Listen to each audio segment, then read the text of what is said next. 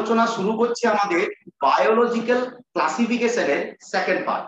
তো বায়োলজিক্যাল ক্লাসিফিকেশনের প্রথম পার্টে আমরা হিস্ট্রি এবং 6 কিংডম ক্লাসিফিকেশন সম্বন্ধে তোমাদের আলোচনা করেছি।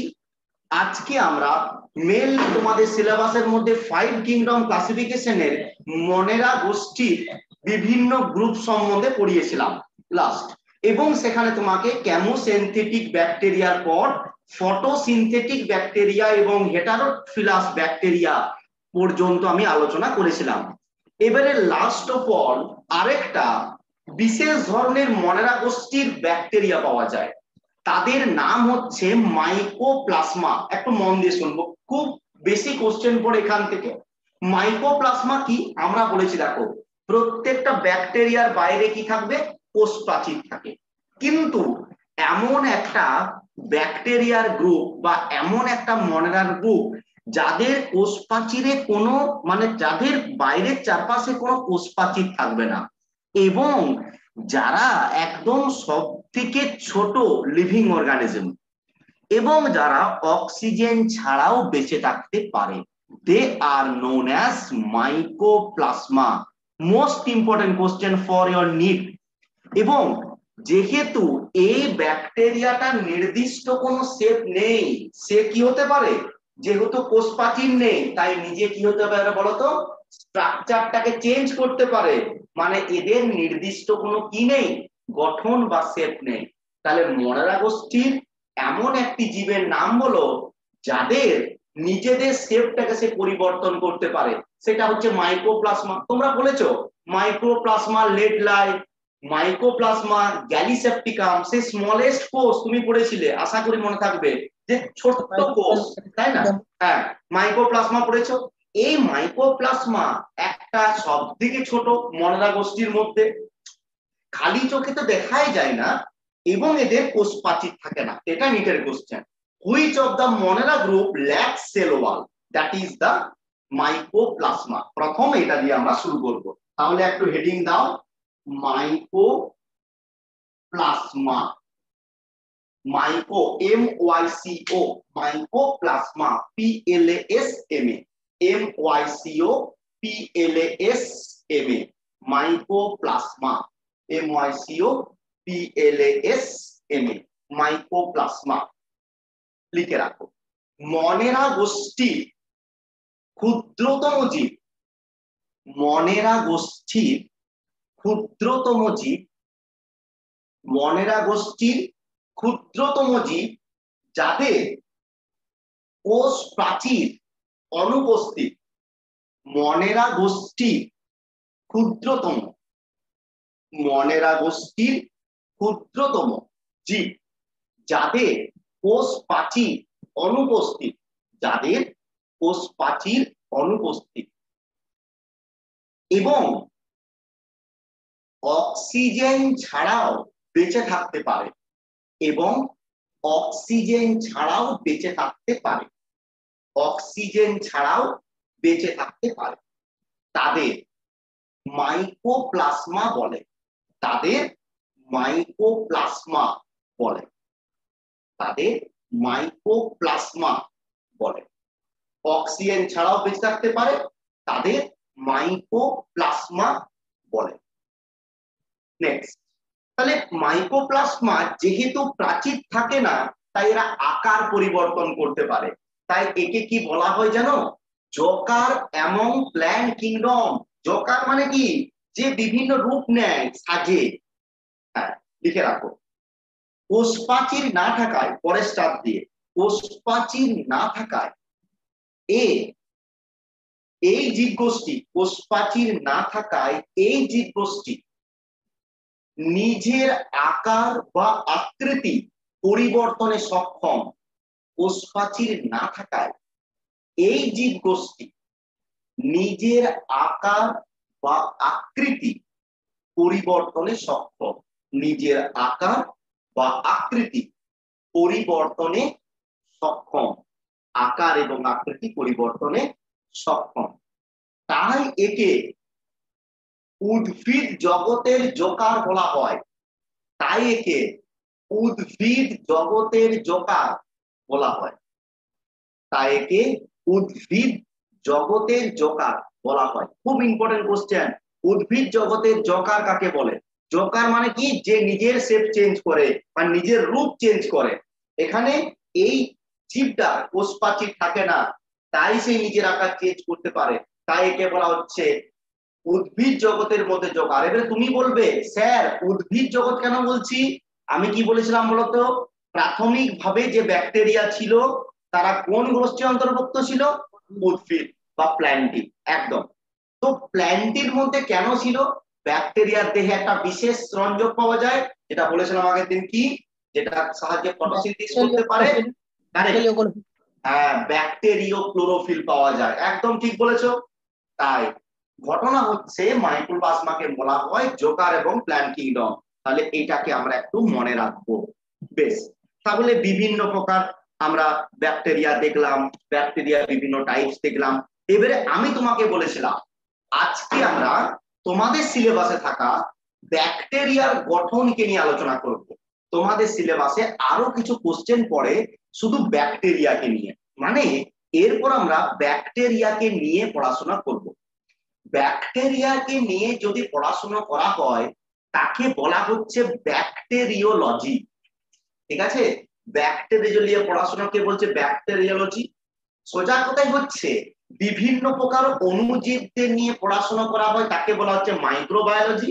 এবারে মাইক্রোবায়োলজি যে শাখাতে শুধু ব্যাকটেরিয়াকে নিয়ে আলোচনা করা হয় তাকে হচ্ছে ব্যাকটেরিওলজি। যেমন ভাইরোলজি, কাকে নিয়ে আলোচনা করব? ভাইরাসকে নিয়ে আলোচনা করব। তাহলে একটু স্টার্ট প্রথম লিখে না, হ্যাঁ ব্যাকটেরিয়া বলে হেডিং দিয়ে দাও, ব্যাকটেরিয়া সব উপরে দিয়ে হেডিং দিয়ে দাও। এখানে কিছু কিছু কোশ্চেন আমরা পরীক্ষা পারপাস এবং নিট পারপাস জানবো, খুব ইন্টারেস্টিং জায়গা। ভালো করে শুনবে, ক্লাসেই রেডি করবো, আবার পরের দিন আমি পড়া ধরবো তোমাদের রেগুলার। বেশ, এরপরে চলে আসবে। তো প্রথম আমি বললাম, লিখে রাখো, জীববিজ্ঞানের যে শাখায় বিভিন্ন প্রকার অণুজীবদেরকে নিয়ে আলোচনা করা হয় তাকে মাইক্রোবায়োলজি বলে। জীববিজ্ঞানের যে শাখায় বিভিন্ন অণুজীবদের নিয়ে আলোচনা করা হয় মাইক্রোবায়োলজি। জীববিজ্ঞানের যে শাখায় বিভিন্ন প্রকার অণুজীবদেরকে নিয়ে আলোচনা করা হয়, জীববিজ্ঞানের যে শাখায় বিভিন্ন অণুজীবদের নিয়ে আলোচনা করা হয় তাকে মাইক্রোবায়োলজি বলে। মনে রাখবে। তাহলে বিভিন্ন প্রকার অণুজীব, এখানে হতে পারে ছত্রাক, হতে পারে শৈবাল, হতে পারে ব্যাকটেরিয়া, হতে পারে ভাইরাস, সমস্ত কিছু এটা দিয়ে গ্র্যাজুয়েশন করা যায়, তোমরা অনেকেই জানো। মাইক্রোবায়োলজিতে অনার্স করা যায়, মাইক্রোবায়োলজি মাস্টার ডিগ্রি করা যায়। তাহলে মাইক্রোবায়োলজি মানে কি? শুধু অণুজীবদেরকে নিয়ে আলোচনা করা, সেটাকে বলছি মাইক্রোবায়োলজি। এবারে মাইক্রোবায়োলজির মধ্যে সবাই আছে, শুধু যদি ব্যাকটেরিয়াকে নিয়ে করি তাকে আমরা কি বলবো? ব্যাকটেরিওলজি। তাহলে সেটাকে বলছি আমরা কি? ব্যাকটেরিওলজি। ব্যাকটেরিওলজি লিখে রাখো।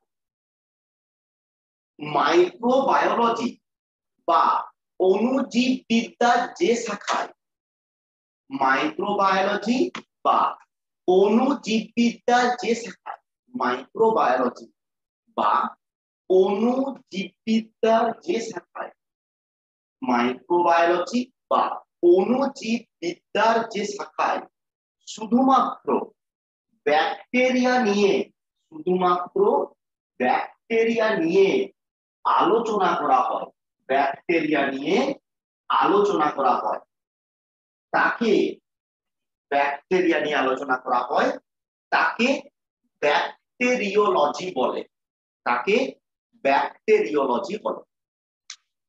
হ্যাঁ, অণুজীববিদ্যা বা মাইক্রোবায়োলজি যে শাখায় শুধুমাত্র অণুজীব, শুধুমাত্র ব্যাকটেরিয়াদের নিয়ে আলোচনা করা হয় তাকে, তাকে ব্যাকটেরিওলজি বলে। তাহলে মনে রাখবে ব্যাকটেরিওলজি। এবারে দেখো, আমরা এখানে তোমাকে একটা ব্যাকটেরিয়ার ছবি দেখাবার চেষ্টা করছি। তাহলে ব্যাকটেরিয়া প্রকৃতপক্ষে কি বলার অপেক্ষা রাখে না, মনের গোষ্ঠী, তাই এরা হচ্ছে প্রোক্যারিওট, এটা নিয়ে কারো কোনো সমস্যা নেই।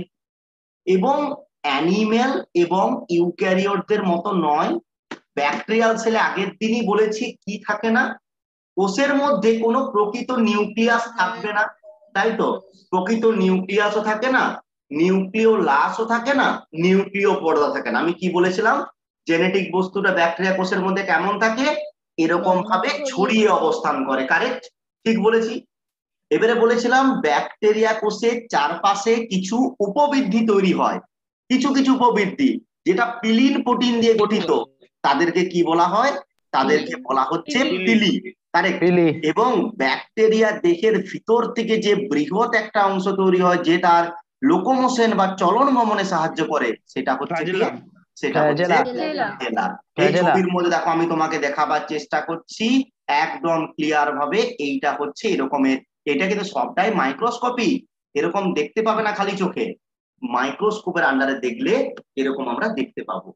তো দেখো ব্যাকটেরিয়াটা সেলটা কতটা ছোট, বলছে একটা ইউক্যারিওটিক কোষের থেকে প্রায় 10 গুণ ছোট। তার জন্য কে 10 গুণ বিবর্ধন করে বা 100 গুণ বিবর্ধন করে আমরা দেখি, তার জন্যই মাইক্রোস্কোপে দেখি এদেরকে, ঠিক আছে? তো যাই হোক, তো ব্যাকটেরিয়া সংক্রান্ত যে বিদ্যা তাকে আমরা কি বললাম, ব্যাকটেরিওলজি। এবং এই ব্যাকটেরিওলজিটা কার অন্তর্গত, ব্রাঞ্চ অফ মাইক্রোবায়োলজি। আমি আগেই বললাম এটা হচ্ছে অণুজীববিদ্যা বা মাইক্রোবায়োলজির একটা গুরুত্বপূর্ণ শাখা। এবারে ব্যাকটেরিয়াল শেপ, দেখো আগের দিন বলেছি, জাস্ট বলে বেরিয়ে যাব, কিছু ব্যাকটেরিয়া আছে রড শেপ, মানে কি, কিছু ব্যাকটেরিয়া দেখতে পাবো যে দণ্ডাকৃতি, হ্যাঁ দণ্ডাকৃতি, যেমন ব্যাসিলাস ব্যাকটেরিয়া। কিছু ব্যাকটেরিয়া গোলাকার আছে, কক্কাস ব্যাকটেরিয়া। কিছু ব্যাকটেরিয়া কোমাকৃতির, দ্যাট ইজ কোমা শেপড। আরেকটা ভিব্রিও কলারি বলেছিলাম। নেক্সট বলেছিলাম spirillum, that is the spirochete, তাদের ক্ষেত্রে আমরা দেখতে পাবো। তো যাই হোক, আগের ক্ষেত্রে বলেছিলাম spiral shaped called as spirilla or lightly called as spirochete. তো যাই হোক, স্পাইরাল শেপ যদি হয় সেটা একটা স্পাইরোকিটি আমরা এক্সাম্পল করলাম। এবারে দেখো তোমাকে একটা আমি ছবি দেখাবার চেষ্টা করি। তো ব্যাকটেরিয়াল সেল সারাউন্ডেড বাই কি থাকে, একটা বাইরে লিপিড মেমব্রেন বা সেল মেমব্রেন থাকে। ব্যাকটেরিয়ার বাইরে কি হয়, কোষ প্রাচীর ছাড়াও একটা কোষ পর্দার অস্তিত্ব পায়, কিন্তু এর মধ্যে কোনো পর্দা ঘেরা কোষীয় অঙ্গাণু থাকে না। একটু লিখে রাখো, লিখে রাখবো যে ব্যাকটেরিয়া কোষে, ব্যাকটেরিয়া কোষকে আবৃত করে, আবৃত করে লিপিড নির্মিত, ব্যাকটেরিয়া কোষকে আবৃত করে লিপিড নির্মিত কোষ পর্দা অবস্থান করে, লিপিড নির্মিত কোষ পর্দা অবস্থান করে। ব্যাকটেরিয়াকে আবৃত করে, ব্যাকটেরিয়াকে আবৃত করে লিপিড নির্মিত কোষ পর্দা অবস্থান করে। তোমাকে যদি আমি দেখাতে চাই তাহলে হচ্ছে এই যে হলুদটা যেখানে শেষ হচ্ছে, এই যে নীল কালার, এইটাকে আমি বলতে পারি, এইটাকে বলবো কোষ পর্দা, ঠিক আছে? তো এইটা হচ্ছে ব্যাকটেরিয়ার বাইরে যে কোষ পর্দা রয়েছে সেটা কেমন দেখতে, কোষ প্রাচীরের পর আরো মানে কোষ পর্দার পর থাকবে প্রাচীর, ঠিক আছে? এবারে ব্যাকটেরিয়া কোষে কি থাকে না, নির্দিষ্ট কোনো কোষীয় অঙ্গাণু থাকে না, লিখে রাখো, ব্যাকটেরিয়ার কোষে পর্দাবৃত কোনো কোষীয় অঙ্গাণু উপস্থিত থাকে না। ব্যাকটেরিয়া কোষে কোনো পর্দাবৃত কোষীয় অঙ্গাণু উপস্থিত থাকে না। ব্যাকটেরিয়া কোষে কোনো পর্দাবৃত কোষীয় অঙ্গাণু থাকে না। বেশ, এবারে কি বললাম, ব্যাকটেরিয়া কোষে যে জিনিসটা থাকবে, যেটা ইউক্যারিওটিক কোষেও থাকে, সেটা হচ্ছে তোমার কি, রাইবোজোম। একমাত্র রাইবোজোম কোষীয় অঙ্গাণু কি বলেছিলাম, দুটো কোষেই থাকতে পারে, সমস্ত রকমের জীবের ক্ষেত্রেই রাইবোজোম থাকে। লিখে রাখো, ব্যাকটেরিয়া কোষে ইউক্যারিওটিক, ব্যাকটেরিয়া কোষের মধ্যে ইউক্যারিওটিক কোষের ন্যায় রাইবোজোম অবস্থান করে।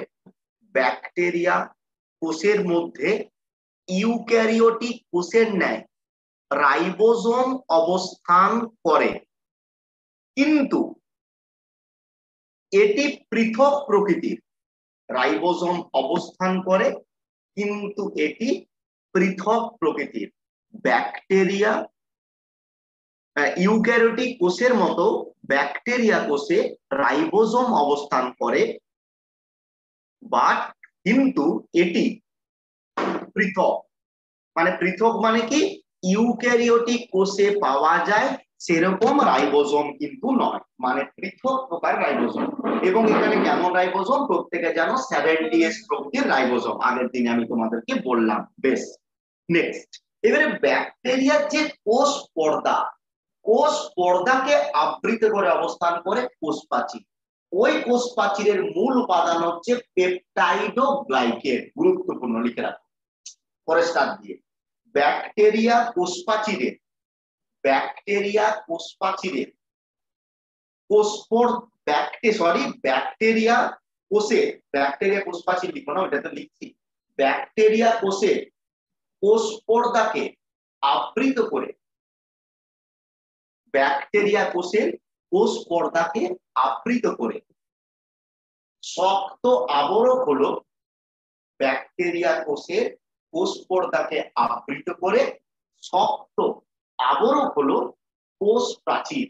শক্ত আবরক হলো কোষ প্রাচীর, শক্ত আবরক হলো কোষ প্রাচীর, যা যা পেপটাইডোগ্লাইকেন নামক, যা পেপটাইডোগ্লাইকেন, পেপটাইডোগ্লাইকেন সহযোগে গঠিত হয়, যা পেপটাইডোগ্লাইকেন সহযোগে গঠিত হয়, যা পেপটাইডোগ্লাইকেন, PPTIDOGLYCAN, পেপটাইডোগ্লাইকেন সহযোগে গঠিত হয়। ঠিক আছে, যার মধ্যে কি থাকবে, পেপটাইডোগ্লাইকেন বলে রাসায়নিক। এবার তুমি যদি জিজ্ঞাসা করো স্যার পেপটাইডোগ্লাইকেন জিনিসটা কি, দ্যাট ইজ কি ওয়ান টাইপ অফ গ্লাইকেন।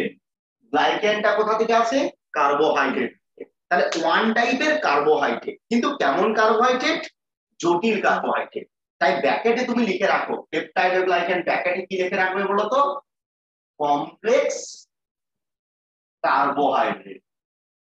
কার্বোহাইড্রেট মানে বাংলায় লিখলে জটিল শর্করা। তাহলে ব্যাকটেরিয়া কোষের কোষ প্রাচীরে কি থাকে, পেপটাইডোগ্লাইকেন। পেপটাইডোগ্লাইকেনের এক প্রকারের কি, এক প্রকার হচ্ছে কমপ্লেক্স কার্বোহাইড্রেট। এই যে পেপটাইডোগ্লাইকেনটা গঠিত হয়, এইটা দুটো জিনিস নিয়ে গঠিত হয়, যেটা হচ্ছে একটাকে বলা হচ্ছে ন্যাম, একটা হচ্ছে ন্যাব লিখি প্রথম, আর একটা হচ্ছে এনএন। একটা হচ্ছে এন অ্যাসিটাইল গ্লুকোসামিন, আর এন অ্যাসিটাইল মিউরামিক অ্যাসিড। মানে পেপটাইডোগ্লাইকেন দুটি জিনিস নিয়ে গঠিত হয়, একটু লিখে রাখো।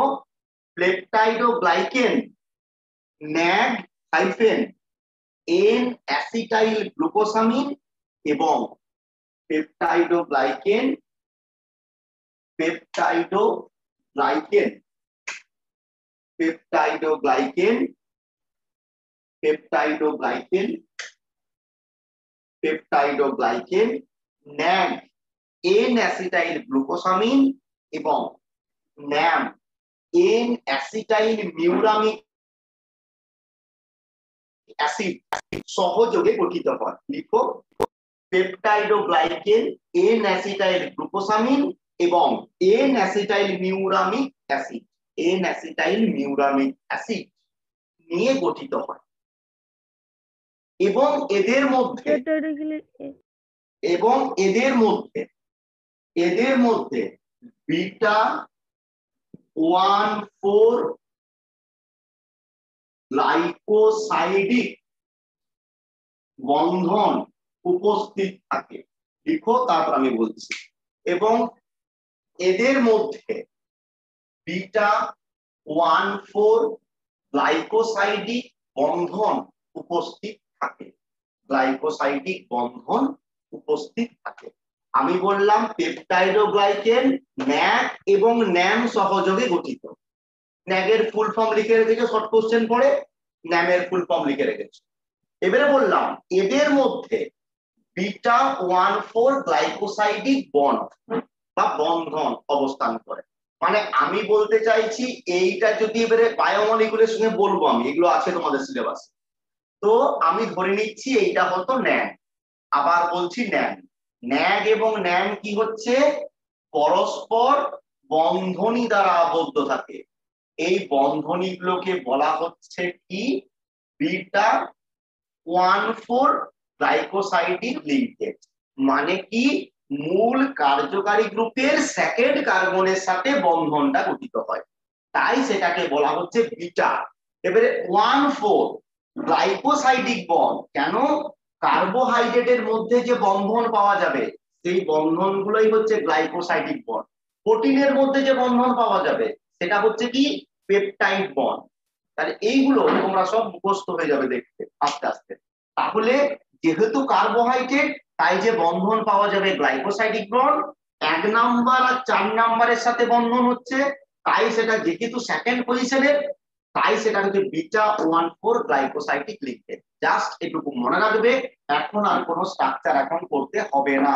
যখন কার্বোহাইড্রেট পড়াবো তখন ন্যাগ এবং ন্যাম তোমাকে ক্রস ব্রিজ গুলো আমি দেখাবো।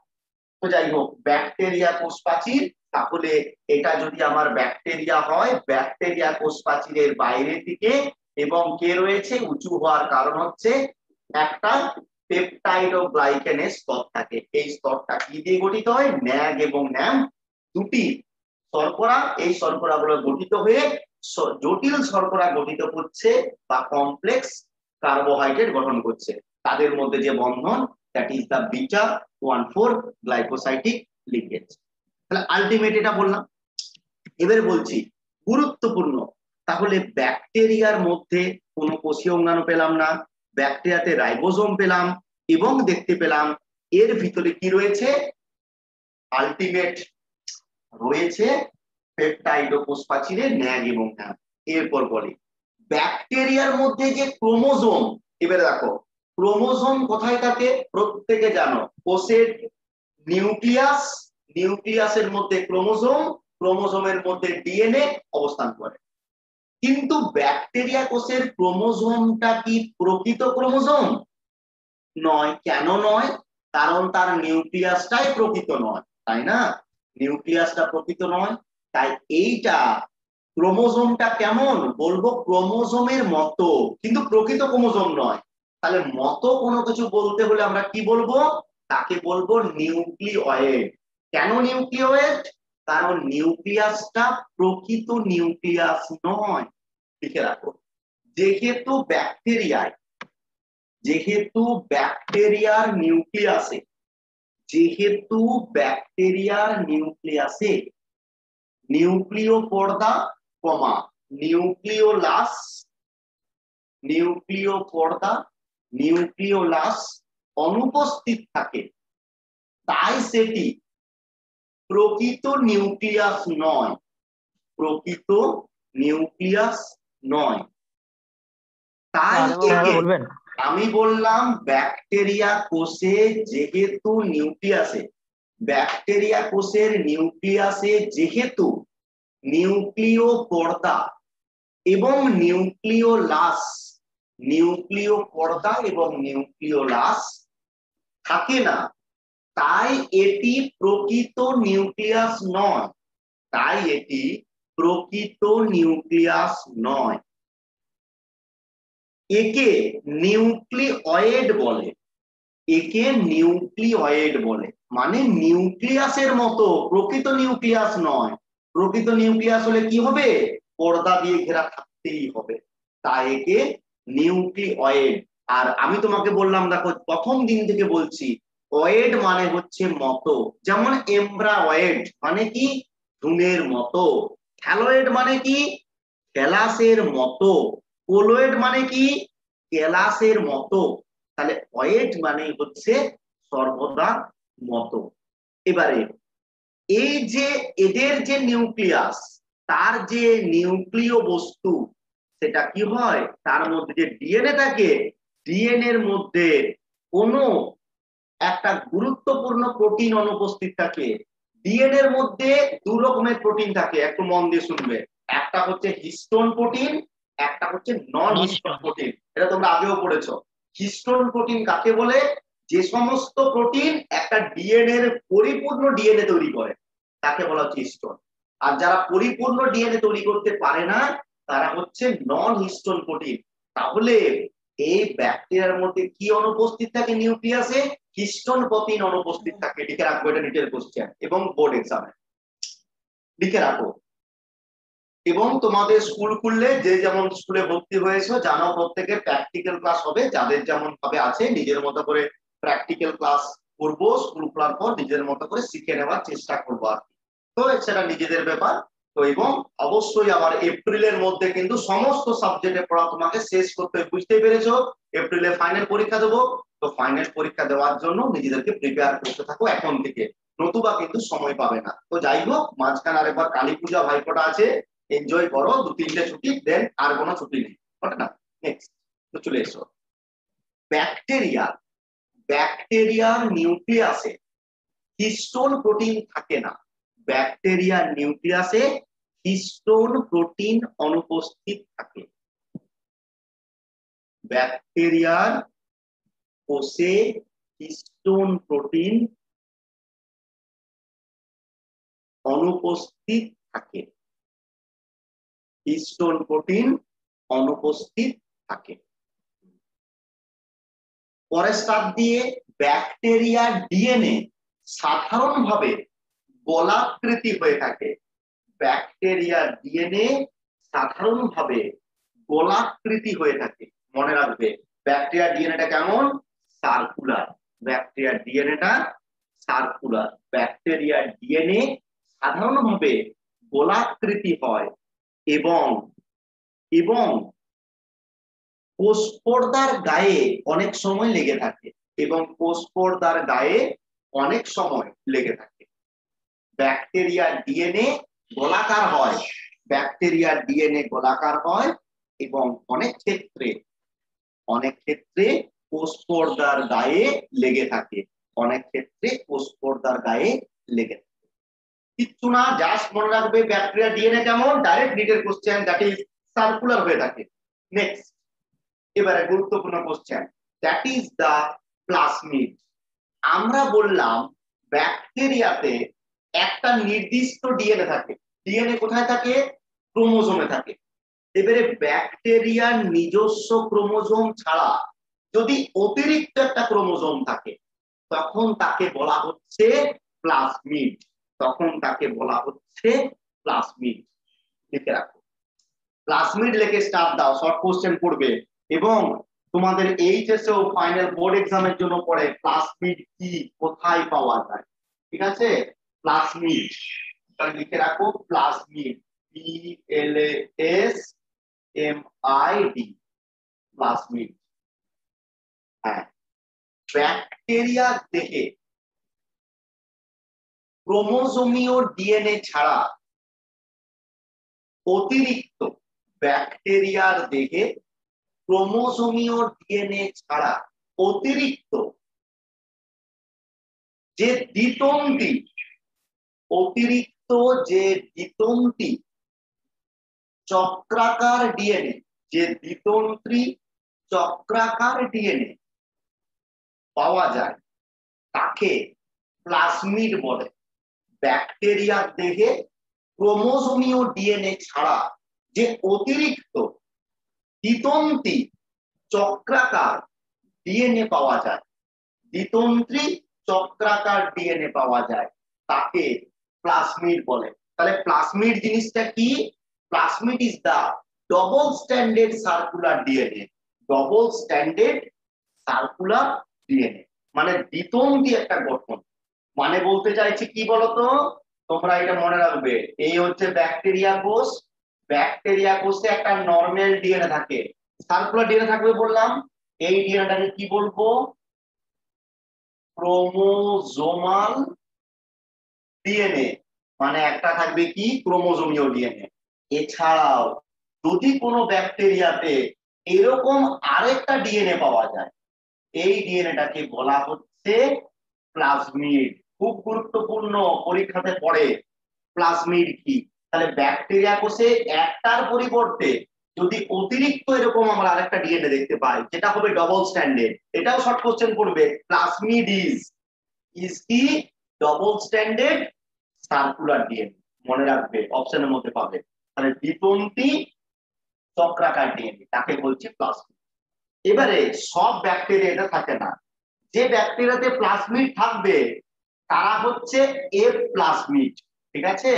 যাদের থাকবে তারা হবে এফ প্লাজমিড, আর যাদের প্লাজমিড থাকবে না তারা হবে এফ মাইনাস। এফটা কি রিপ্রেজেন্ট করে? এফটা রিপ্রেজেন্ট করে ফার্টিলিটি। ফার্টিলিটি মানে কি? ফার্টিলিটি মানে হচ্ছে প্রজনন। তাহলে এফ প্লাস মানে কি? এ প্রজনন প্রক্রিয়ায় অংশগ্রহণ করবে। আর এফ মাইনাস মানে কি? এ অংশগ্রহণ করবে কিন্তু এ প্রজনন করতে পারবে না, মানে অপর কেউ এর উপর প্রজনন করবে, সেটা হবে এফ মাইনাস। লিখে রাখো, প্লাজমিড যে সমস্ত ব্যাকটেরিয়া কোষে প্লাজমিড উপস্থিত থাকে, যে সমস্ত ব্যাকটেরিয়া কোষে প্লাজমিড উপস্থিত থাকে, যে সমস্ত ব্যাকটেরিয়া কোষে প্লাজমিড উপস্থিত থাকে, যে সমস্ত ব্যাকটেরিয়া কোষে প্লাজমিড উপস্থিত থাকে, তাদের তাদের এফ প্লাস ব্যাকটেরিয়া, এবং যাদের প্লাজমিড থাকে না, এবং যাদের প্লাজমিড থাকে না তাদের এফ মাইনাস ব্যাকটেরিয়া বলে, এবং তাদের এফ মাইনাস ব্যাকটেরিয়া। যে সমস্ত, একটাই কথা বললাম, যে সমস্ত ব্যাকটেরিয়া কোষে প্লাজমিড থাকে তাদের এফ প্লাস, এবং যাদের থাকে না তাদের এফ মাইনাস ব্যাকটেরিয়া বলে। পরীক্ষায় শর্ট কোশ্চেন পড়বে, এফ প্লাস ব্যাকটেরিয়া বলতে কি বোঝো? বর্তমান written question, the bacteria that contain fertility factor is known as F plus. The bacteria that lacks fertility factor, that is F minus. মনে রাখবে। বেশ, তাহলে কি বললাম? এক্সট্রা ক্রোমোসোমাল ডিএনএ হচ্ছে প্লাজমিড, আর যাদের প্লাজমিড থাকবে তাদেরকে বলা হবে এফ প্লাস ব্যাকটেরিয়া, যাদের থাকবে না তাদের বলা হবে এফ মাইনাস ব্যাকটেরিয়া। লিখে রাখো, এফ প্লাস ব্যাকটেরিয়া দাতা এবং এফ মাইনাস ব্যাকটেরিয়া গ্রহীতা হিসাবে আচরণ করে। এফ প্লাস ব্যাকটেরিয়া দাতা মানে ডোনার, এবং এফ মাইনাস ব্যাকটেরিয়া গ্রহীতা হিসাবে অবস্থান করে। এফ প্লাস ব্যাকটেরিয়া দাতা এবং এফ মাইনাস ব্যাকটেরিয়া গ্রহীতা রূপে অবস্থান করে। এফ মাইনাস ব্যাকটেরিয়া গ্রহীতা রূপে অবস্থান করে, মনে রাখবে। তাহলে একটাকে বলা হচ্ছে ডোনার, একটাকে কি বলা হচ্ছে? গ্রহীতা মানে হচ্ছে রেসিপিয়েন্ট, রেসিপিয়েন্ট মানে যে রিসিভ করছে, যে পাচ্ছে, ঠিক আছে? আর ডোনার মানে যে ডোনেট করে। মানে কি? এ কি ডোনেট করবে? ডিএনএটাকে ডোনেট করতে পারবে, সেটা আমি বলেছি। বেশ, এই যে ফার্টিলিটি ফ্যাক্টর কে ফ্যাক্টর বলেছি, যে জিনস লাইক ফার্টিলিটি ফ্যাক্টর আর মানে লিভ জিন, এগুলো এখন দরকার নেই তোমাদের। মেসোজোম, এবারে গুরুত্বপূর্ণ একটা জায়গা বলি। এবারে বলি ব্যাকটেরিয়া কোষে কি থাকে? ব্যাকটেরিয়া কোষে কোষ পর্দাটা অবস্থান করে ব্যাকটেরিয়া কোষের ভিতরে। যদি কোষ পর্দাটা তোমার ইনফোল্ডেড হয়ে যায়, একদম সোজা একটা কোশ্চেন, আবারও পরীক্ষাতে পড়বে, একটা ব্যাকটেরিয়া কোষ প্রাচীর ধরছি, ভিতরে কোষ পর্দা। এবারে যদি ব্যাকটেরিয়ার কোষ পর্দাটা কোনো কারণে এরকম ভাঁজ হয়ে যায়, ভাঁজ হয়ে অবস্থান করলো, কি হলো? ব্যাকটেরিয়ার কোষ পর্দাটা যদি ভাঁজ হয়ে যায়, তখন তাকে বলা হবে কি? মেসোজোম। মনে রাখবে, মোস্ট ইম্পর্টেন্ট কোশ্চেন, মেসোজোম কাকে বলে? যখন ব্যাকটেরিয়ার পর্দাটি ভাঁজ হয়ে বিশেষ গঠন সৃষ্টি করে, তখন তাকে বলা হচ্ছে মেসোজোম। লিখে রাখো, যখন ব্যাকটেরিয়ার কোষ পর্দাটি ভাঁজ হয়ে বিশেষ গঠন সৃষ্টি করে, যখন ব্যাকটেরিয়ার কোষ পর্দাটি ভাঁজ হয়ে বিশেষ গঠন সৃষ্টি করে তাকে মেসোজোম বলে। তাকে মেসোজোম বলে। তাকে মেসোজোম বলে।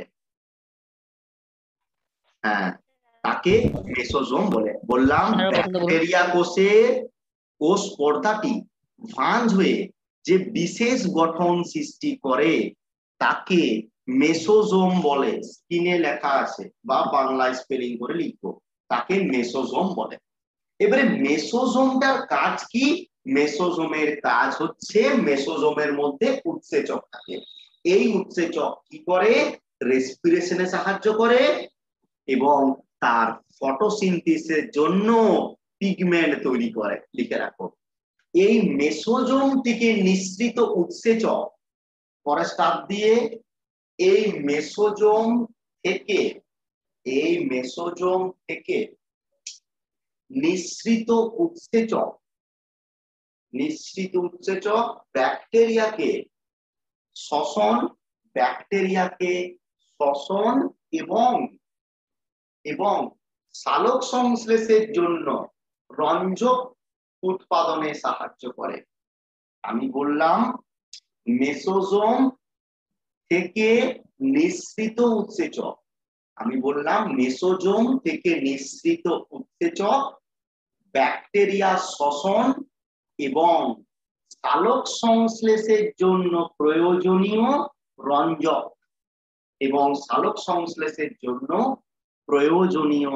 রঞ্জক সৃষ্টিতে সাহায্য করে। সালোক সংশ্লেষের জন্য প্রয়োজনীয় রঞ্জক সৃষ্টিতে সাহায্য করে। এবার একটু স্টার দিয়ে লিখে রাখবো। বিশেষ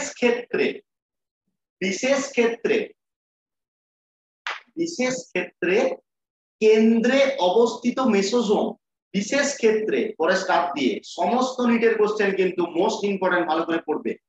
বিশেষ ক্ষেত্রে মানে খুব কিছু ক্ষেত্রে দেখা গেছে, বিশেষ ক্ষেত্রে মেসোজোম কেন্দ্রস্থলে অবস্থিত হলে সেটি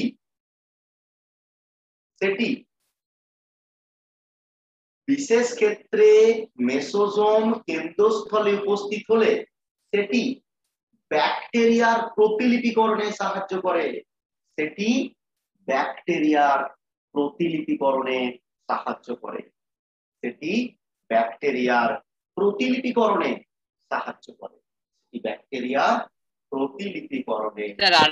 বলবেন? আমি বললাম বিশেষ ক্ষেত্রে মেসোজোম ব্যাকটেরিয়ার কেন্দ্রে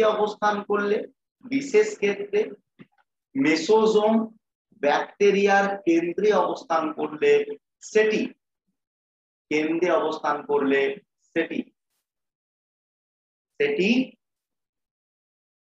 প্রতিলিপিকরণ পদ্ধতিতে সাহায্য করে।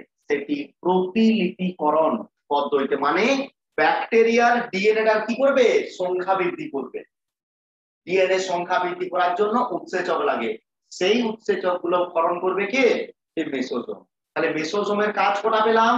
তিনটে ফাংশন। পরীক্ষায় শর্ট কোশ্চেন পড়ে মেসোজোম কি এর কাজ কি? 1+1 যেন ভালো করে লিখে আসতে পারি। মেসোজোম মানে হচ্ছে ব্যাকটেরিয়ার যে পর্দাটা সেটা যদি ভাঁজ হয়ে যায় তখন তাকে বলছি মেসোজোম। কাজ কি? শ্বসনে সাহায্য করে। আর কি কাজ? বিভিন্ন রঞ্জক তৈরি করে। আর কি কাজ? যদি মাঝে অবস্থান করে সে কি করবে? সে তোমার ডিএনএ প্রতিলিপিকরণে কিন্তু সাহায্য করবে। একটা গুরুত্বপূর্ণ জিনিস।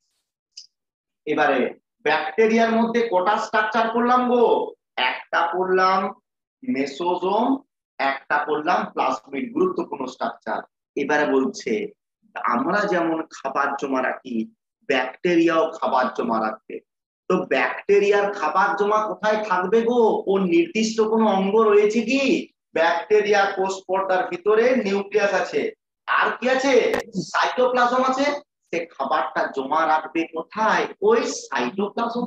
তাহলে পরীক্ষায় শর্ট কোশ্চেন পড়বে ব্যাকটেরিয়ার দেহে সঞ্চিত খাবার কোথায় থাকে? সাইটোপ্লাজমে। লিখে রাখো।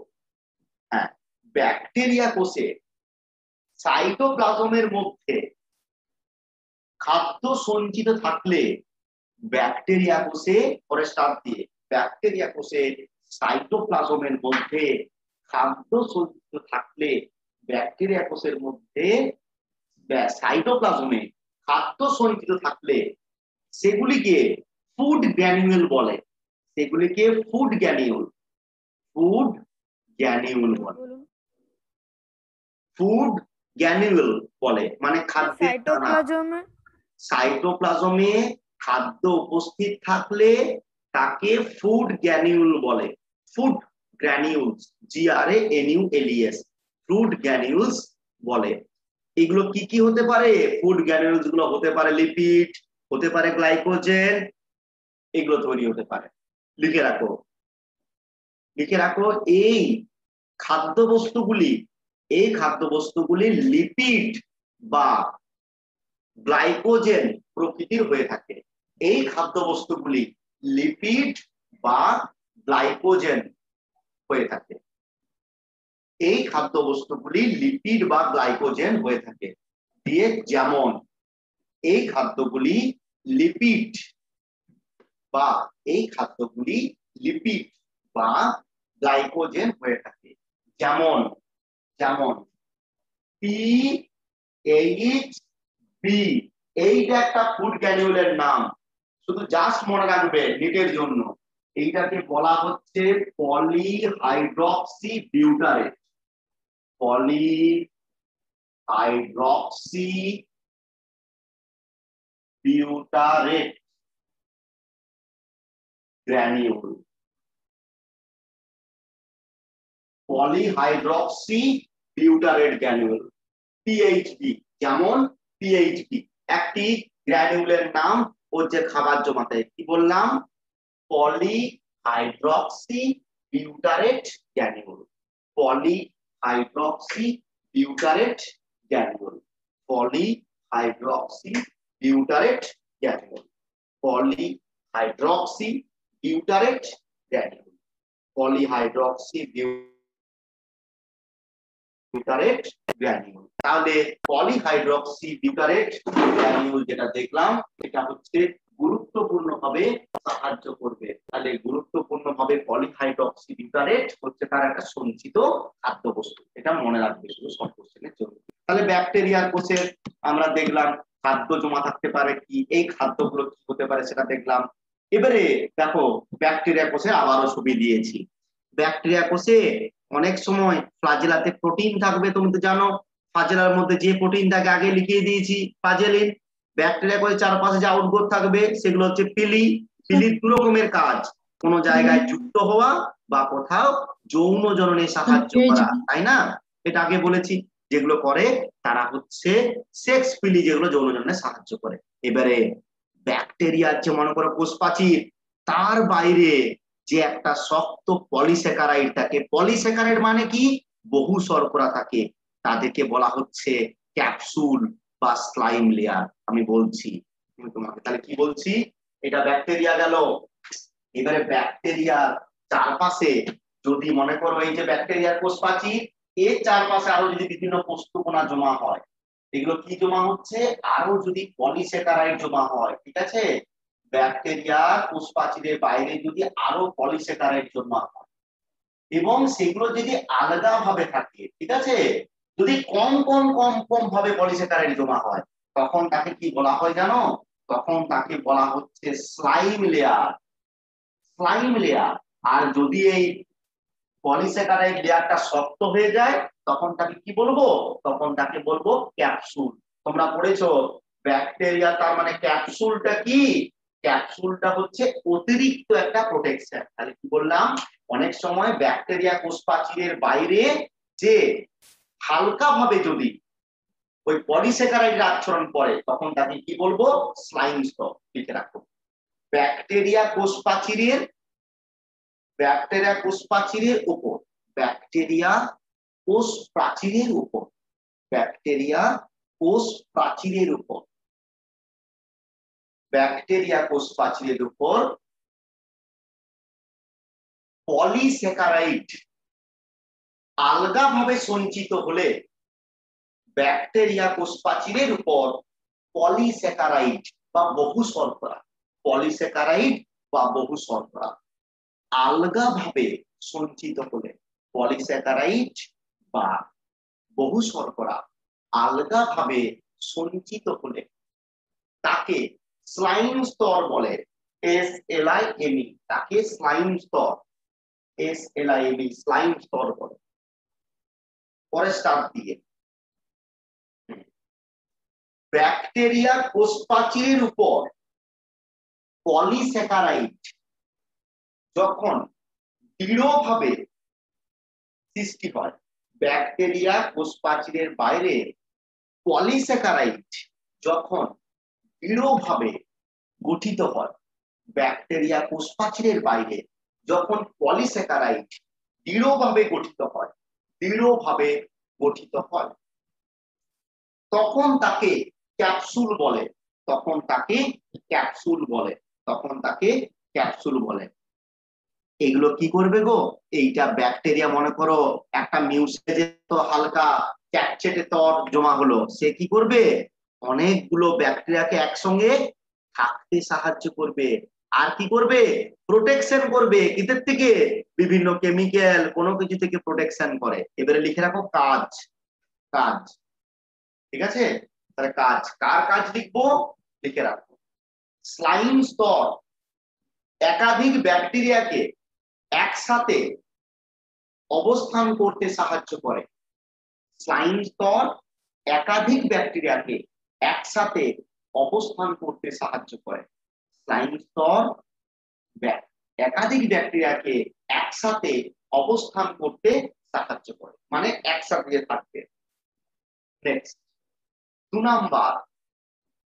নাম্বার, এটি ব্যাকটেরিয়া সঞ্চয় ভান্ডার হিসাবে ব্যবহৃত হয়। লিখে রাখো স্লাইম স্তর বা ক্যাপসুল স্তর। 2 নাম্বার, স্লাইম স্তর বা ক্যাপসুল স্তর ব্যাকটেরিয়া খাদ্য ভান্ডার রূপে অবস্থান করে। স্লাইম স্তর বা ক্যাপসুল স্তর ব্যাকটেরিয়া খাদ্য ভান্ডার, ব্যাকটেরিয়ার সঞ্চিত খাদ্য ভান্ডার রূপে কাজ করে, সঞ্চিত খাদ্য ভান্ডার রূপে কাজ করে। জাস্ট মনে রাখবে তাহলে এদের কাজ কি? Reservoir of food. রিজার্ভার মানে কি? খাবার জমা রাখে। যখন একটা ব্যাকটেরিয়া খাবার পাচ্ছে না, কি করবে? খাবারটাকে সাপ্লাই দেবে ভিতরে, এই জন্য বাইরে জমা হয়েছে। বেশ। আর 3 নাম্বার লিখে রাখবো, বাহ্যিক পরিবেশ থেকে সুরক্ষা দেয় ব্যাকটেরিয়াকে। বাহ্যিক পরিবেশ থেকে সুরক্ষা দেয়, বাহ্যিক পরিবেশ থেকে সুরক্ষা দেয়, অর্থাৎ আত্মরক্ষায় সাহায্য করে। বাহ্যিক পরিবেশ থেকে ব্যাকটেরিয়াকে সুরক্ষা দেয়, অর্থাৎ বাহ্যিক পরিবেশ থেকে ব্যাকটেরিয়াকে সুরক্ষা দেয়, অর্থাৎ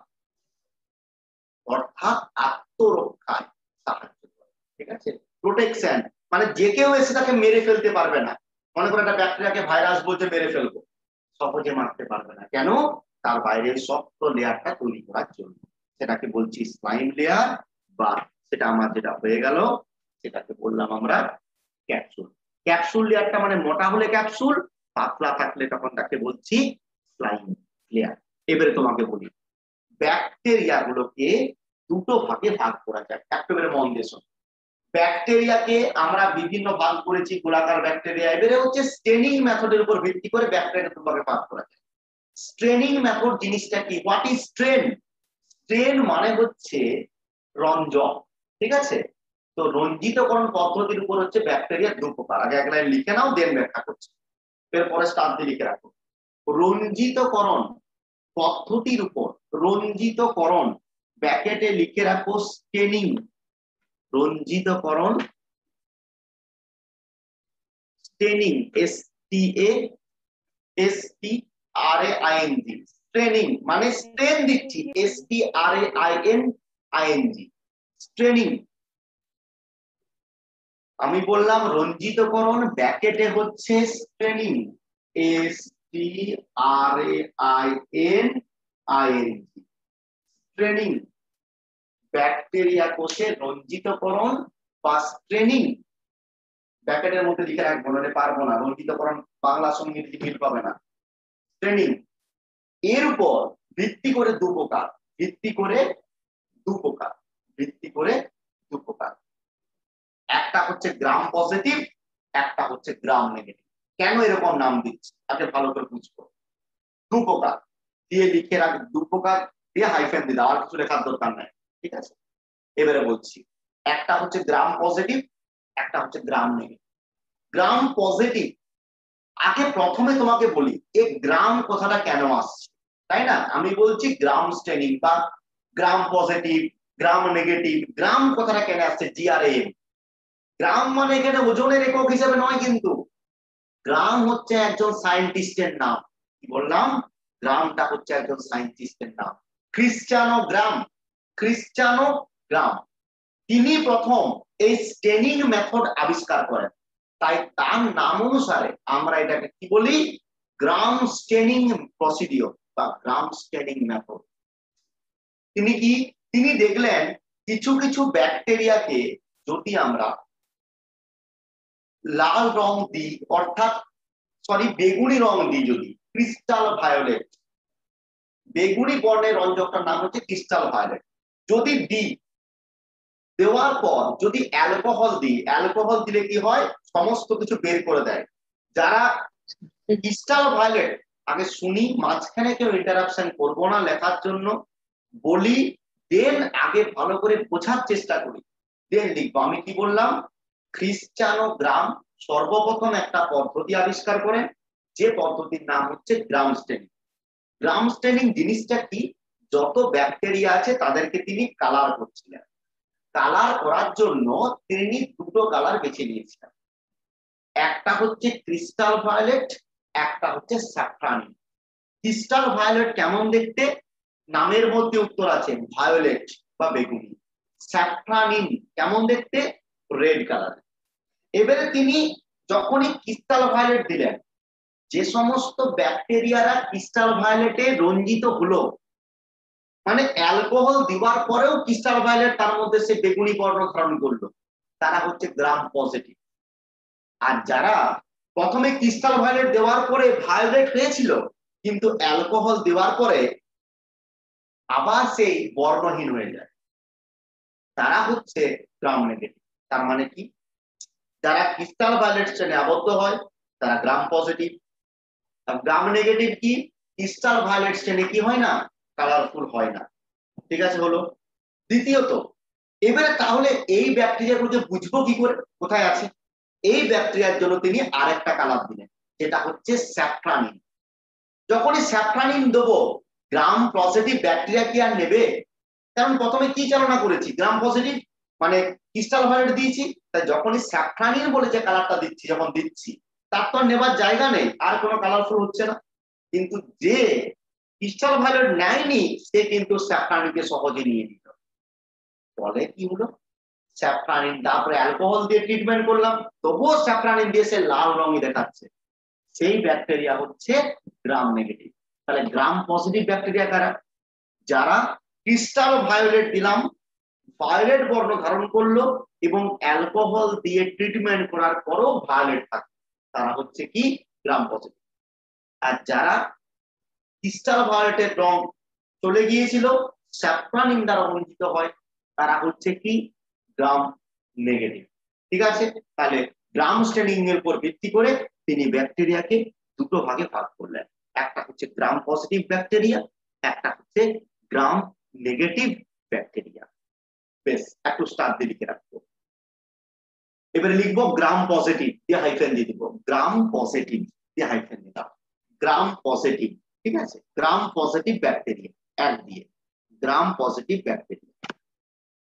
দা ব্যাকটেরিয়া, এই সরি তোমাদের বাংলা, হ্যাঁ, যে সমস্ত ব্যাকটেরিয়াগুলি, যে সমস্ত ব্যাকটেরিয়াগুলি, যে সমস্ত ব্যাকটেরিয়াগুলি ক্রিস্টাল ভায়োলেট, ক্রিস্টাল স্পেলিং করে করে লিখো, ক্রিস্টাল ভায়োলেট, যে সমস্ত ব্যাকটেরিয়াগুলি ক্রিস্টাল ভায়োলেট নামক বেগুনি রঞ্জক দ্বারা রঞ্জিত হয়, যে সমস্ত ব্যাকটেরিয়াগুলি ক্রিস্টাল ভায়োলেট দ্বারা, ক্রিস্টাল ভায়োলেট নামক বেগুনি রঞ্জক দ্বারা রঞ্জিত হয় এবং এবং অ্যালকোহল দিয়ে ধৌত করার পরও এবং অ্যালকোহল দিয়ে ধৌত করার পরও বেগুনি রং ধরে রাখে এবং অ্যালকোহল দিয়ে ধৌত করার পরও বেগুনি রং ধরে থাকে, তাদের তাদের তাদের গ্রাম পজিটিভ ব্যাকটেরিয়া বলে, তাদের গ্রাম পজিটিভ ব্যাকটেরিয়া বলে, তাদের গ্রাম পজিটিভ ব্যাকটেরিয়া বলে।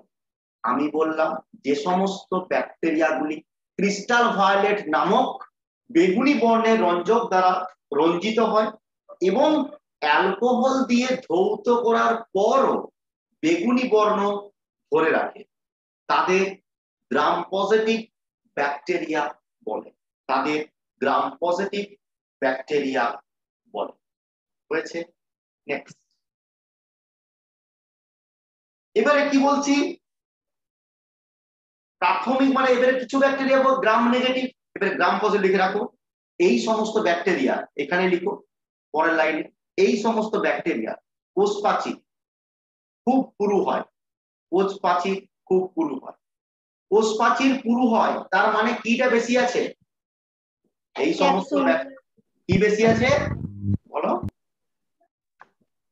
অবশ্যই পেপটাইডোগ্লাইকেন, কারণ কোষ প্রাচীরে কি থাকে পেপটাইডোগ্লাইকেন, তাহলে যাদের কোষ প্রাচীর মোটা তার মানে কি গো পেপটাইডোগ্লাইকেন লেয়ারটা কি আছে বেশি মোটা হয়ে থাকে, তাহলে গ্রাম পজিটিভ যারা তারা পেপটাইডোগ্লাইকেনটা বেশি মোটা, তারা কি হবে ক্রিস্টাল ভায়োলেট দিয়ে রঞ্জিত। ক্লিয়ার? নেক্সট, এবারে ভালো করে শোনো, আমি বললাম গ্রাম নেগেটিভ ব্যাকটেরিয়া কাকে বলে, কি বলছো গ্রাম নেগেটিভ ব্যাকটেরিয়া বলবেন?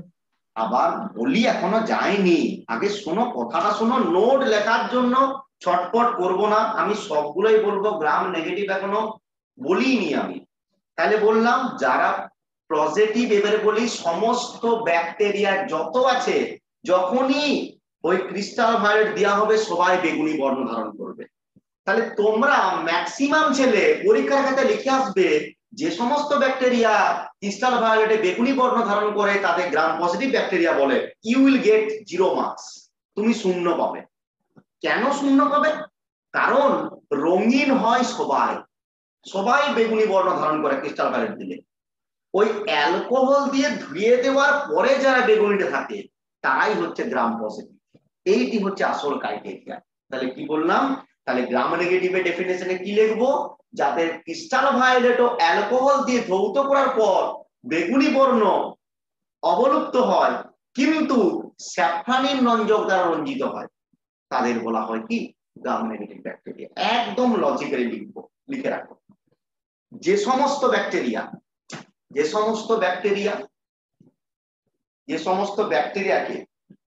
ক্রিস্টাল ভায়োলেটে রঞ্জিত করার পর,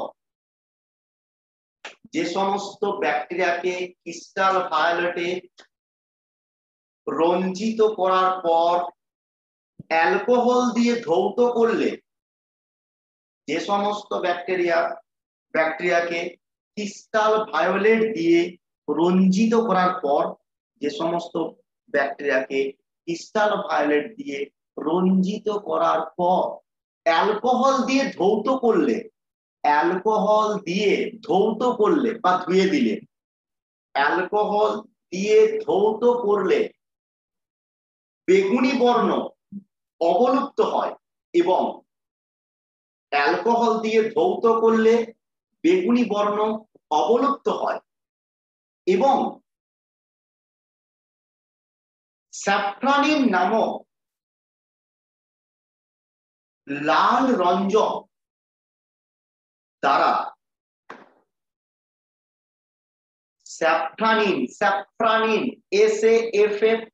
স্যাফ্রানিন বা বাংলায় লিখবো, স্যাফ্রানিন নামক লাল রঞ্জক দ্বারা রঞ্জিত করলে রঞ্জিত হয়, রঞ্জিত করলে রঞ্জিত হয়, তাদের তাদের গ্রাম নেগেটিভ ব্যাকটেরিয়া বলে, তাদের গ্রাম নেগেটিভ স্যার লাল রঞ্জক দ্বারা রাং রঞ্জক দ্বারা রঞ্জিত করলে রঞ্জিত হয়, রঞ্জিত করলে রঞ্জিত হয় মানে কালারটা ধরে রাখে, রঞ্জিত হয় মানে কালার ধরে থাকে, তাতে গ্রাম নেগেটিভ ব্যাকটেরিয়া বলে, তাদের গ্রাম নেগেটিভ ব্যাকটেরিয়া বলে, তাদের গ্রাম নেগেটিভ ব্যাকটেরিয়া বলে।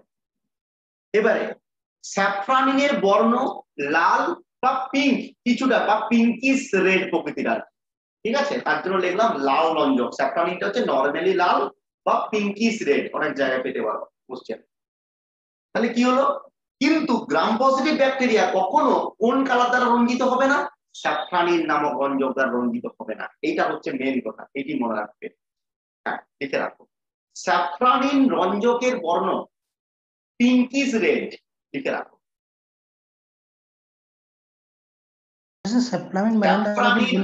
স্যাফ্রানিন বানান বলতে হবে বাবু, স্যাফ্রন আমাদের ন্যাশনাল ফ্ল্যাগ রচনা করো নাই বাবু ছোটবেলাতে, এখনো পর্যন্ত যদি স্যাফ্রানিনের কালার রচনা বলতে হয়নি বানান, স্যাফ্রানিন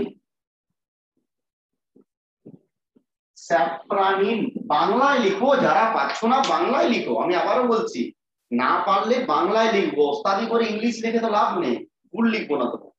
স্যাফ্রানিন নামক, স্যাফ্রানিন হয়েছে, এবার লিখে রাখো, স্যাফ্রানিন রঞ্জকের বর্ণ দিয়ে লিখে রাখো pinkish red, pinkish red, short কোশ্চেনের জন্য ফরনিট, পিঙ্কিশ রেড, পিঙ্কিশ রেড, স্যাফ্রানিনের বর্ণ হচ্ছে পিঙ্কিশ রেড বা রেড, যা অপশন পাবে সেটাকে ক্লিক করবে। যদি মনে করো পিঙ্কিশ রেড নেই, শুধু পিঙ্ক থাকছে, তখন পিঙ্ক করবে। এবারে তোমাদের সাথে সাথে কোশ্চেন হবে, স্যার যদি শুধু পিঙ্ক দেওয়া থাকে আর রেডও দেওয়া থাকে তখন কি করব, থাকবে না এরকম, তাই বোকা বোকা কোশ্চেন ভাববো না, ঠিক আছে।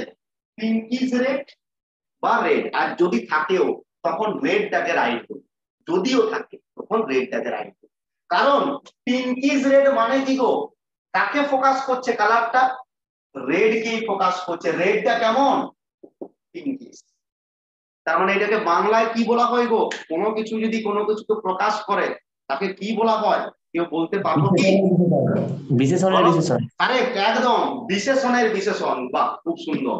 তারপরে চলে আসি আমরা, বেশ, তাহলে gram positive gram negative bacteria আমরা বলতে পারলাম। তাহলে এবারে বলি, গ্রাম পজিটিভ ব্যাকটেরিয়ার মধ্যে কোন লেয়ার বেশি থাকবে, আগেই বললাম পেপটাইডোগ্লাইকেন, এবং বলছে একটা অ্যাসিড পাওয়া যায়, এইটি পরীক্ষাতে শর্ট কোশ্চেন পড়ে, যার নাম হচ্ছে টিকোইক অ্যাসিড। এইগুলো যদি বলো টিকোইক অ্যাসিড কি, এগুলো করে কোনো লাভ নেই, জাস্ট শুধু মনে রাখবে গ্রাম পজিটিভ ব্যাকটেরিয়া একটি কি পাওয়া যাবে, একটা হয়ে যাবে তোমার অ্যাসিড, সেটা হচ্ছে টিকোইক অ্যাসিড, লিখে রাখো। গ্রাম পজিটিভ ব্যাকটেরিয়াতে, গ্রাম পজিটিভ ব্যাকটেরিয়ার কোষ প্রাচীরে টিকোইক অ্যাসিড পাওয়া যায়, গ্রাম পজিটিভ ব্যাকটেরিয়ার কোষ প্রাচীরে টিকোইক অ্যাসিড পাওয়া যায়। এবারে পরীক্ষায় পড়বে, the typical features of teichoic acid found in the cell wall of that is gram positive bacteria. Teichoic acid বানান ভুল লিখবা, TICHOIC, টিকোইক অ্যাসিড।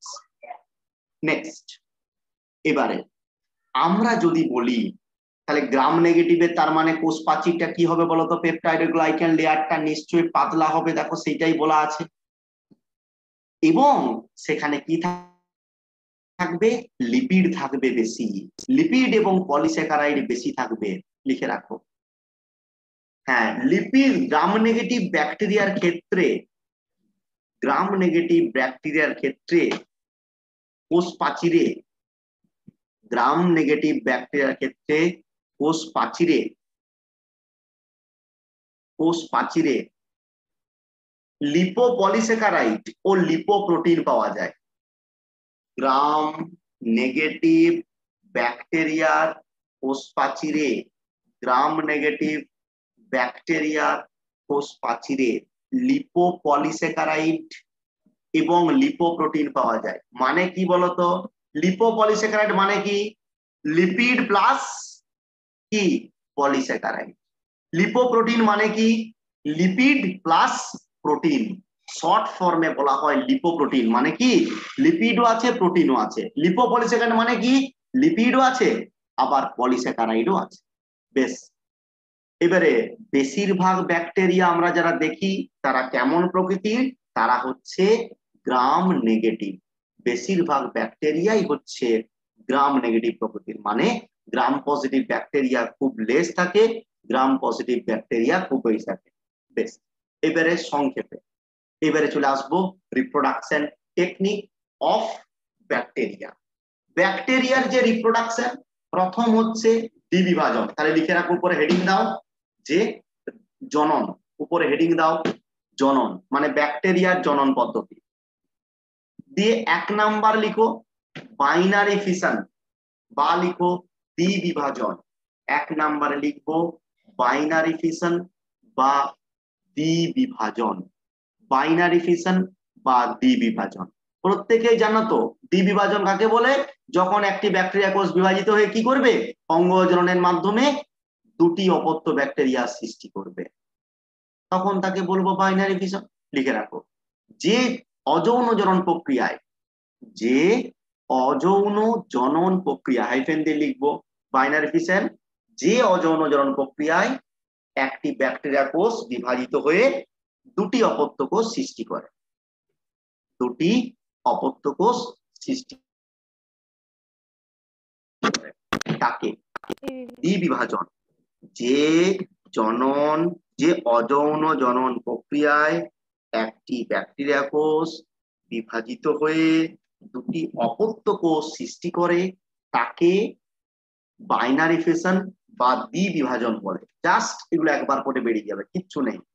এবারে বলবে এগুলো কিসের জন্য করছি, তোমাকে পরীক্ষাতে বলবে নিচের কোন প্রকারের জনন ব্যাকটেরিয়াতে আমরা দেখতে পাই না, বা which type of reproduction is not found in bacteria, that is তোমাকে এবারে অপশনগুলোর মধ্যে খুঁজতে হবে। তাহলে বাইনারি ফিশন হচ্ছে ব্যাকটেরিয়া গুরুত্বপূর্ণ।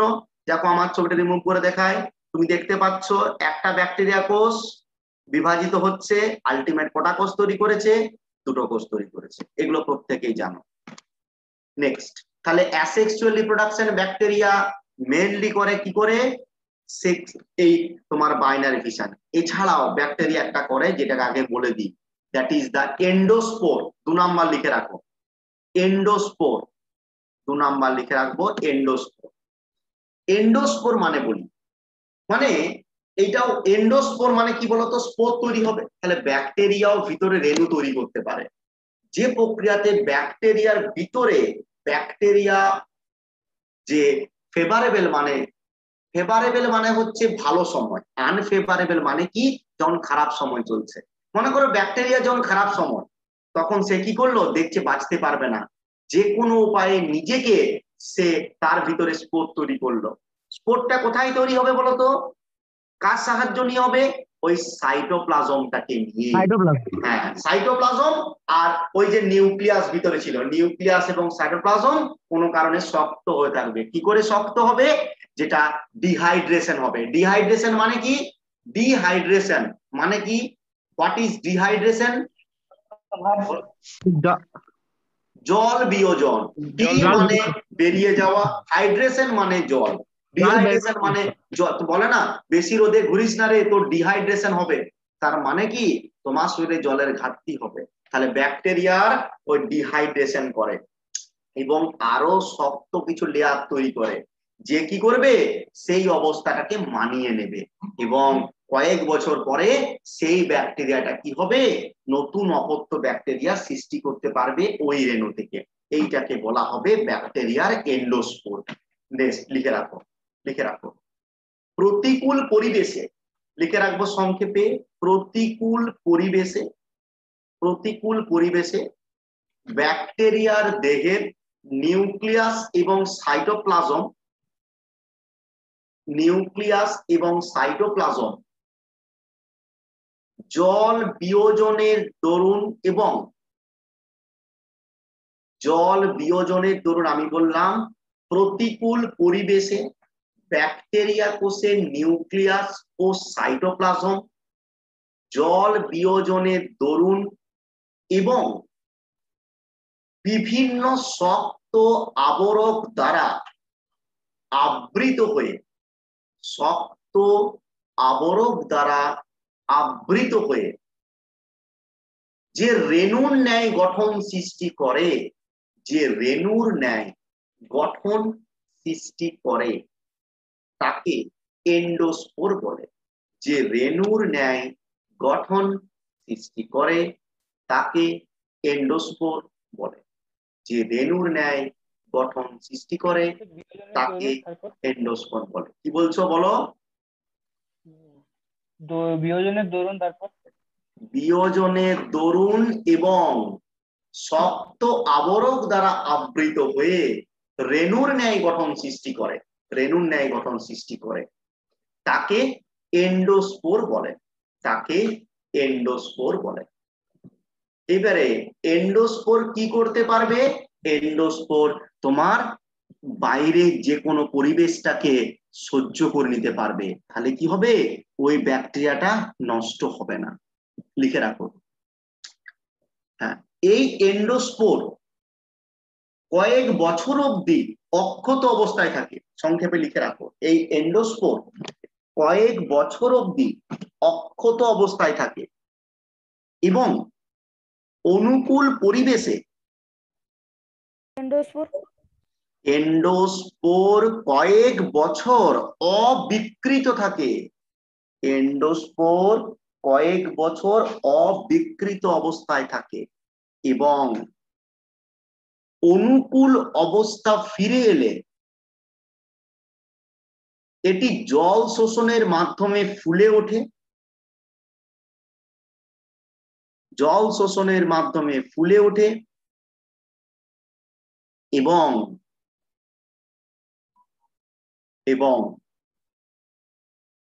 নতুন কোষপ্রাচীর সৃষ্টির মাধ্যমে, নতুন কোষপ্রাচীর সৃষ্টির মাধ্যমে নতুন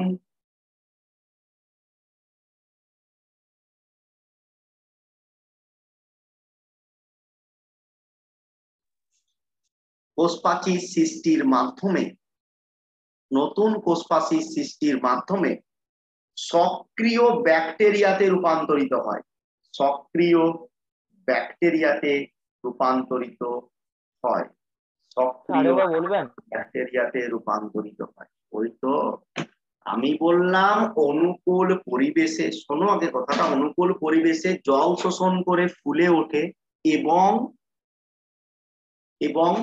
নতুন কোষপ্রাচীর গঠনের মাধ্যমে ব্যাকটেরিয়া সক্রিয় হয়ে ওঠে, ব্যাকটেরিয়া সক্রিয় হয়ে ওঠে, ব্যাকটেরিয়া সক্রিয় হয়ে ওঠে।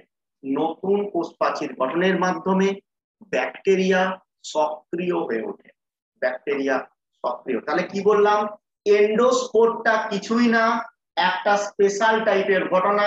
মনে করো পরিবেশ খুব ক্রিটিক্যাল, ব্যাকটেরিয়া বেঁচে থাকতে পারছে না, সে দ্বিবিভাজনও করবে কি করে? যেগুলো করবে সন্তানগুলোই মারা যাবে, তাহলে তার কি লাভ হবে?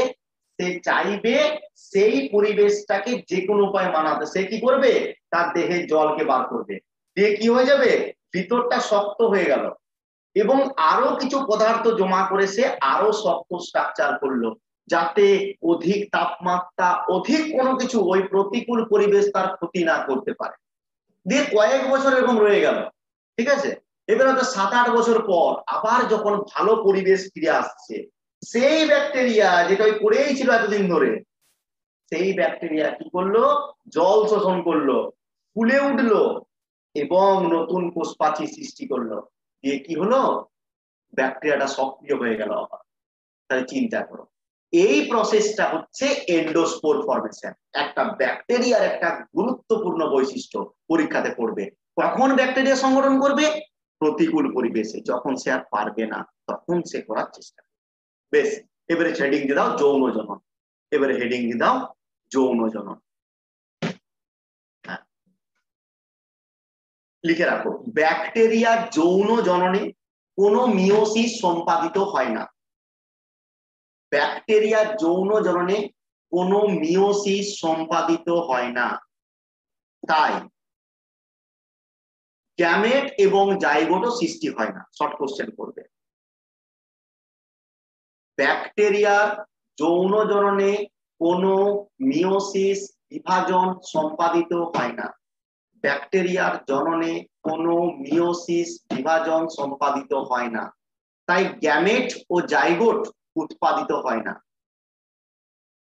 শুধুমাত্র জিনগত বস্তুর আদান প্রদান হয়।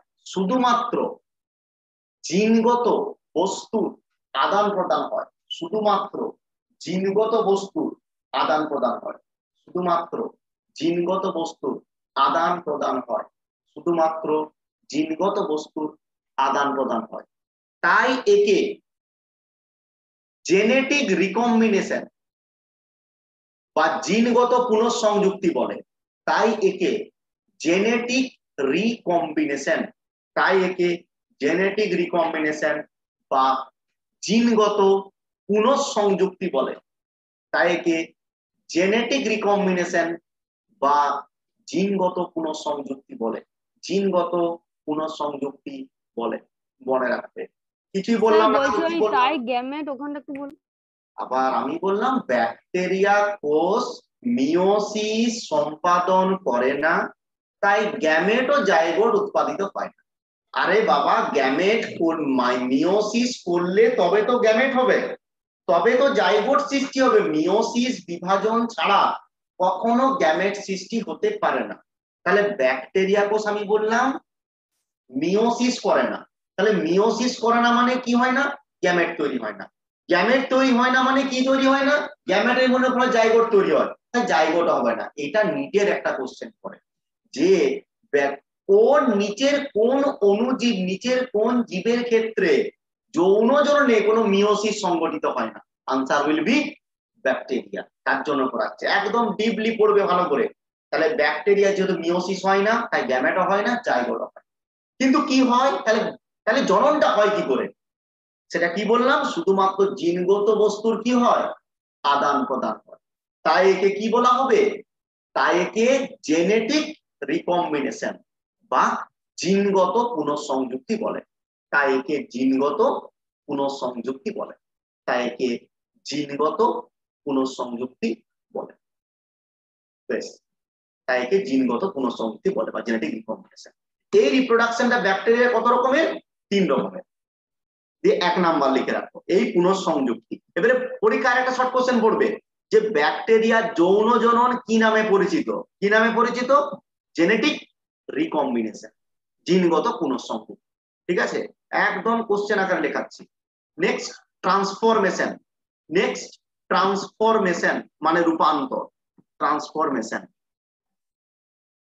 দেখো ছবি আঁকা আছে, এখানে একটা ব্যাকটেরিয়া, আবার একটা ব্যাকটেরিয়া। কি হলো? একটা ব্যাকটেরিয়া থেকে জিনগত বস্তু কি হলো? অপর ব্যাকটেরিয়ায় গেল। এটাকে আমরা কি বলবো? এটাকে বলবো ট্রান্সফরমেশন। লিখে রাখো, ট্রান্সফরমেশন। যে প্রক্রিয়ার মাধ্যমে একটি ব্যাকটেরিয়ার জিনগত বস্তু অপর ব্যাকটেরিয়ার মধ্যে প্রবেশ করে, যে পদ্ধতির মাধ্যমে একটি ব্যাকটেরিয়ার জিনগত বস্তু অপর ব্যাকটেরিয়ায় প্রবেশ করে তাকে ট্রান্সফরমেশন বলে। বাস, যে পদ্ধতির মাধ্যমে একটি ব্যাকটেরিয়ার জিনগত বস্তু অপর ব্যাকটেরিয়া প্রবেশ করে। দেখো ছবি দেখেই বুঝতে পারছো, যারা আঁকতে চাও চট করে এঁকে নিতে পারো, কিছু না। একটা ছবিতে আমরা দেখতে পাচ্ছি ক্লিয়ার, এখানে একটা ব্যাকটেরিয়া কোষ আর একটা ব্যাকটেরিয়া কোষ। কি হলো? এই নীলটার মধ্যে লালটা কি হচ্ছে? যাচ্ছে জেনেটিক বস্তু, প্রবেশ করলো। তাহলে এটা কি হয়ে গেল? This is known as the bacteria reproduction. তাই এখানে প্রকৃতপক্ষে কি হলো? ও আগের জেনেটিক ম্যাটারের সাথে এই ম্যাটারটা কি হলো? যুক্ত হয়ে গেল। তাই এটা কি বলা উচিত? জেনেটিক রিকম্বিনেশন মানে পুনঃসংযুক্তি, নতুন করে সংযুক্ত হলো, তাই না? তাই জেনেটিক রিকম্বিনেশন। তাহলে ট্রান্সফরমেশন জিনিসটা হচ্ছে 1 number step. Next 2 number. 2 number জিনিসটা কি বলছে? একটা ব্যাকটেরিয়া থেকে জেনেটিক বস্তু অপর ব্যাকটেরিয়াতে যাবে, কিন্তু যাবে কার সাহায্যে? যাই যদি একটা ভাইরাসের সাহায্যে, তখন তাকে বলবো ট্রান্সডাকশন। তাহলে কি বললাম, জিনিসটা সেম। আগেরটা কি হলো বলতো, ট্রান্সফরমেশন মানে কি, এক ব্যাকটেরিয়া থেকে আরেক ব্যাকটেরিয়ায় চলে গেলে সেটা কি ট্রান্সফরমেশন, যে কোনো উপায়ে যেতে পারে। আর ট্রান্সডাকশন লিখে রাখো 2 নম্বর, ট্রান্সডাকশন যখন একটি ব্যাকটেরিয়ার জিনগত বস্তু অপর ব্যাকটেরিয়ায় ভাইরাসের মাধ্যমে স্থানান্তরিত হয়। যখন একটি ব্যাকটেরিয়ার জিনগত বস্তু অপর ব্যাকটেরিয়ায়, যখন একটি ব্যাকটেরিয়ার জিনগত বস্তু অপর ব্যাকটেরিয়ায় ভাইরাসের মাধ্যমে স্থানান্তরিত হয়, তাকে ট্রান্সডাকশন বলে। ট্রান্সডাকশন বলে, তাকে ট্রান্সডাকশন বলে, তাকে ট্রান্সডাকশন বলে। TRANSDUCTION, তাকে ট্রান্সডাকশন বলে। ঠিক আছে, এটা মনে রাখবে। তাহলে কি বললাম, সেম, কিন্তু যখন ভাইরাসের সাহায্যে গেল। লিখে রাখো, সাধারণভাবে ফাজ ভাইরাস এই বস্তুর আদান প্রদানে সাহায্য করে। সাধারণভাবে ফাজ ভাইরাস বস্তুর আদান প্রদানে সাহায্য করে, তাই একে সাধারণভাবে ফাজ ভাইরাস, ফাজ পড়েছো, ব্যাকটেরিয়া ফাজ পড়েছিলেন, ফাজ, PHAGE, সাধারণভাবে ফাজ ভাইরাস এই ধরনের রূপান্তরে সাহায্য করে, তাই তাদের ট্রান্সডিউসিং ফাজ বলে। তাই তাদের ট্রান্সডিউসিং ফাজ বলে। সাধারণভাবে ফাজ ভাইরাস এই রূপান্তরে সাহায্য করে, তাই তাদের ট্রান্সডিউসিং ফাজ বলে। তার মানে কি, যে ফাজ ভাইরাস গুলো ট্রান্সফার করে তাদেরকে কি বলা হয়, ট্রান্সডিউসিং ফাজ। পরীক্ষায় শর্ট কোশ্চেন করবে, ট্রান্সডিউসিং ফাজ কাদের বলে? The phage by which genetic material is transport from one bacterium to another bacterium, then this is termed as, that is the phage virus is known as transducing phage, সেই ফাজ গুলোকে বলছি। Next, তাহলে this is the transduction. বেশ, এবারে conjugation মানে কি, এইটা দেখো, ব্যাকটেরিয়া আছে, দুটো ব্যাকটেরিয়া, এবারে যে ব্যাকটেরিয়াতে F+ ব্যাকটেরিয়া থেকে F- ব্যাকটেরিয়া, মানে যে কোনো একটা ব্যাকটেরিয়া থেকে অপর ব্যাকটেরিয়া গুলোর মধ্যে পিলিগুলো যোগ হয়ে কি তৈরি করবে, সংযুক্তি নালী। এই সংযুক্তি নালী গঠনের মাধ্যমে কি হবে, এক ব্যাকটেরিয়া থেকে অপর ব্যাকটেরিয়া জিনগত বস্তু যাবে। সেই প্রসেসটাকে আমরা কি বলবো, সেই প্রসেসটাকে আমরা বলবো কনজুগেশন। এবারে 3 নাম্বার লিখো, তাহলে কি হলো, জেনেটিক বস্তু যাচ্ছে, 3 নাম্বার লিখে রাখো কনজুগেশন, CONJUGATION, কনজুগেশন লিখে রাখো। হ্যাঁ, যে পদ্ধতির মাধ্যমে দুটি ব্যাকটেরিয়া মধ্যস্থ পিলি যুক্ত হয়ে, যে প্রক্রিয়ার মাধ্যমে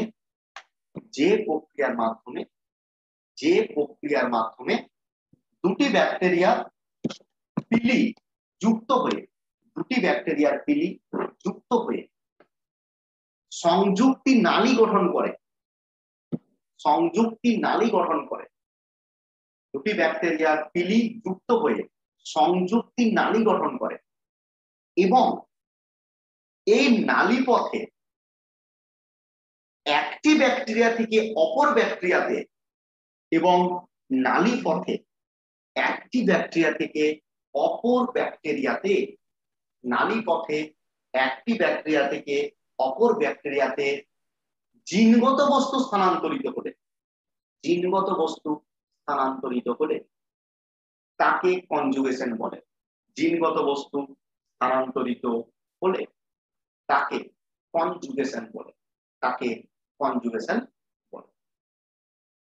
তাহলে কি বললাম, আগেরটার মতনই জেনেটিক বস্তুই গেল, মানে এক ব্যাকটেরিয়া থেকে আরেক ব্যাকটেরিয়া জেনেটিক বস্তু গেল, কিন্তু গেল কেমন করে, কনজুগেশন নালী বা সংযুক্তি নালী তৈরির মাধ্যমে। কি বললাম, যখন দুটি ব্যাকটেরিয়ার মধ্যে পিলিগুলি যুক্ত হয়ে সংযুক্তি নালী সৃষ্টি করে, যখন যে প্রক্রিয়া দুটি ব্যাকটেরিয়া মধ্যস্থ পিলিগুলি যুক্ত হয়ে সংযুক্তি নালী গঠন করে, এবং সংযুক্তি নালী গঠন করে, এবং এই সংযুক্তি নালীর মাধ্যমে এক ব্যাকটেরিয়া থেকে জিনগত বস্তু আরেক ব্যাকটেরিয়ায় যায়, তাকে কনজুগেশন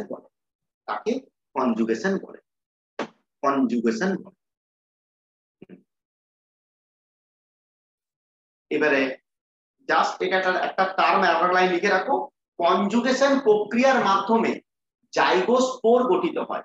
কনজুগেশন প্রক্রিয়ার মাধ্যমে জাইগোস্পোর গঠিত হয়, জাইগোস্পোর গঠিত হয়, জাস্ট মনে রাখো। মানে কনজুগেশন প্রক্রিয়ার মাধ্যমে ওই জেনেটিক বস্তুগুলো অনেক সময় মিশে যায়, দিয়ে ওই স্পোর তৈরি করে, তখন সেই স্পোরটাকে বলা হয় জাইগোস্পোর। দুটো মিশছে, ঠিক আছে। কনজুগেশন পদ্ধতির মাধ্যমে জাইগোস্পোর সৃষ্টি হয়। আর একটা শর্ট কোশ্চেন এটার জন্য। এবারে কনজুগেশন বিভিন্ন প্রকার হয়, F+, F-, HFR, F-।